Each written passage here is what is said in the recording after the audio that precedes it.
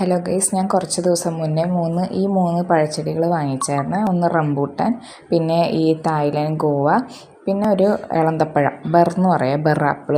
അപ്പോൾ ഇത് ഞാൻ ഈ വലിയ ഗ്രോ ബാഗിലാണ് നട്ടേക്കുന്നത്. അതിൽ ഈ ഇളന്തപ്പഴം പൂവിടാനൊക്കെ തുടങ്ങി, ചെറിയ കായ്കളൊക്കെ വരാൻ തുടങ്ങിയിട്ടുണ്ട്. പിന്നെ ഒരു മാസം പ്രായമായിട്ടുള്ള ചാമ്പയാണ്, മറ്റേ ബെൽചാമ്പ.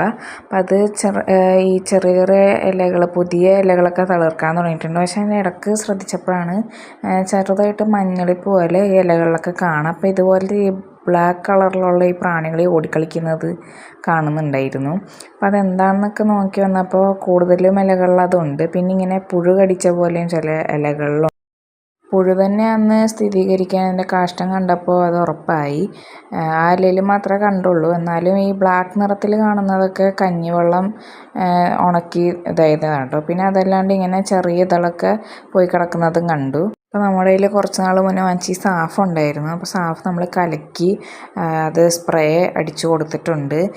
എല്ലാത്തിലും അടിച്ചിട്ടുണ്ട്, ചാമ്പയിലും റംബുട്ടാനിലും ഈ ഇളന്തപ്പഴത്തിലൊക്കെ അടിച്ചു കൊടുത്തിട്ടുണ്ട്. അപ്പോൾ അതിൻ്റെ റിസൾട്ട് നമുക്ക് നെക്സ്റ്റ് വീഡിയോയിൽ കാണാം.